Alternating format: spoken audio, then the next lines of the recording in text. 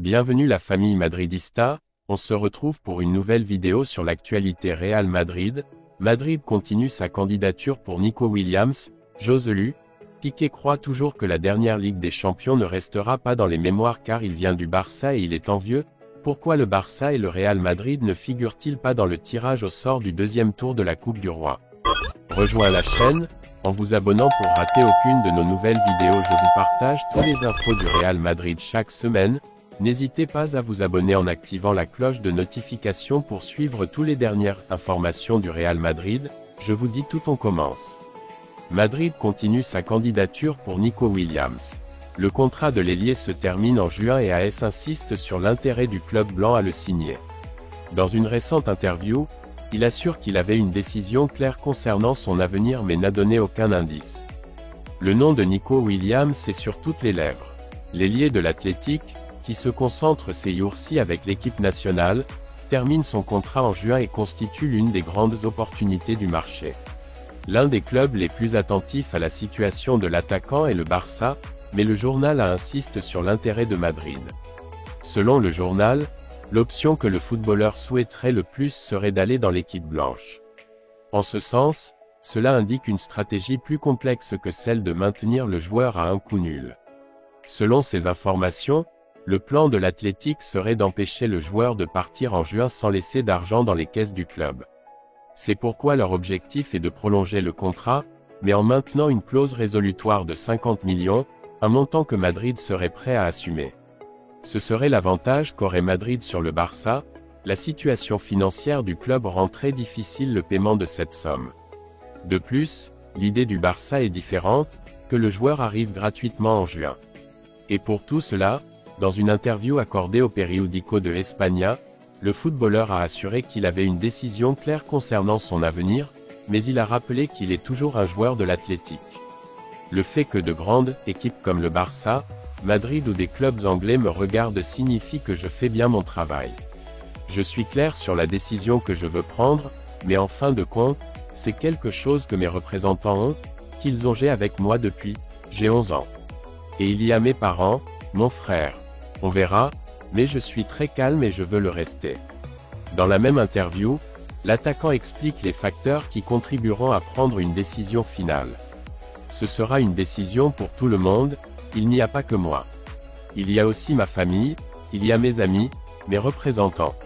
Ce n'est pas seulement une question pour Nico car au final la famille est très importante pour moi et a un rôle décisif dans cette décision. Joselu, Piqué croit toujours que la dernière Ligue des Champions ne restera pas dans les mémoires car il vient du Barça et il est envieux. L'attaquant madrilène a répondu à l'ex-Azulgrana dans une interview avec El Partidazo du Copé. Nous devons prendre grand soin de Lamine, c'est un joyau de notre pays et nous devons l'aider, a-t-il déclaré. Joselu a passé en revue l'actualité dans une interview sur El Partidazo du Copé, où il a répondu à Gérard Piqué, qui a assuré sur RAC1 que personne ne se souviendra de la dernière Ligue des Champions de Madrid. L'attaquant, qui se concentre avec l'équipe nationale, a été direct. « Merde, si tu ne te souviens pas de celui-là, je ne sais pas de lequel tu vas te souvenir. » Pas seulement à cause de ce qui s'est passé lors des matchs précédents, mais en finale. Je pense que c'est un titre qui ne sera jamais oublié dans la vie, mais pas seulement en termes de football mais à cause de tout ce qui s'est passé. Je ne sais pas pourquoi il dit ça. Peut-être que c'est parce qu'il vient du Barça et qu'il est envieux. Joselu a également évoqué Lamine Yamal, qui a fait la une ces derniers jours pour un désaccord avec Lewandowski lors du dernier match de championnat. Une situation que le Polonais a déjà précisée en minimisant son importance. Joselu estime que Yamal a besoin de recevoir les soins d'un joueur de 16 ans. Nous devons prendre grand soin de Yamal. C'est un joyau de notre pays et nous devons beaucoup le soutenir et l'aider au quotidien. Nous ne lui avons rien dit. Le pauvre c'est déjà assez. C'est un garçon fantastique et ce que nous faisons ici, c'est le soutenir parce que je pense qu'il va être un élément fondamental de l'équipe nationale. L'attaquant a également été interrogé sur les buts qu'il peut marquer cette saison et sur les chiffres avec lesquels il pense que son coéquipier Bellingham terminera cette saison. J'essaie toujours de m'améliorer par rapport à la saison précédente. L'année dernière, j'en ai marqué 17 et j'espère que cette année j'en marquerai 18. Si je marque 18 buts, je pense que c'est un assez bon chiffre. Bellingham, il peut passer du 22 au 23, c'est facile. Pourquoi le Barça et le Real Madrid ne figurent-ils pas dans le tirage au sort du deuxième tour de la Coupe du Roi? Avec l'Atlético et Osasuna, le Barça et les Blancs ne participent pas à cette phase de la compétition. Ils participeront au tirage au sort des 16e de finale du tournoi KO.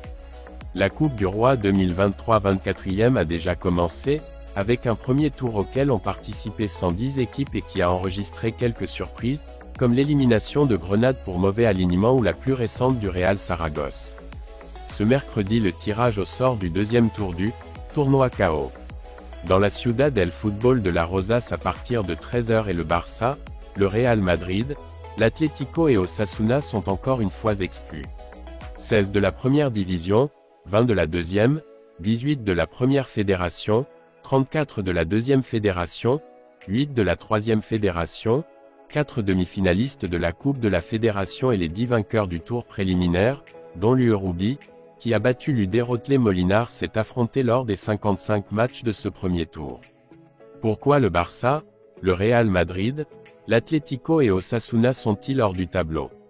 SD Amorebieta rejoint les 55 qualifiés du premier tour, en tant que champion de la première fédération 2022 23e. Ce tour se jouera entre les 5, 6 et 7 décembre, en duel simple et sur le terrain de l'équipe de catégorie inférieure et, si elles sont toutes les deux identiques, dans laquelle elle a été tirée au sort en premier. Ce sera à partir de la phase suivante, celle des huitièmes de finale, que s'affronteront le FC Barcelone, champion de la Ligue 2022 23e et actuel champion de la Supercoupe après avoir battu le Real lors de la dernière finale, le Real Madrid, champion de la Coupe 2022 23e, l'Atlético de Madrid, 3e de la Ligue 2022 à 23, et Osasuna, finaliste de la Coupe 2022 23e. La Coupe, un seul match jusqu'aux demi-finales. Ces 4 équipes ne joueront pas les premières phases, car d'ici là elles sont exemptées puisqu'elles se sont qualifiées pour la Supercoupe d'Espagne, qui se jouera entre le 10 et le 14 janvier en Arabie Saoudite. Les huitièmes de finale se joueront entre le 6 et le 7 janvier 2024, les huitièmes de finale le 17 janvier, les quarts de finale le 24 janvier, les demi-finales le 7 février, match aller, et le 28 février, match retour, et la grande finale, au stade La Cartuja de Séville, le 6 avril.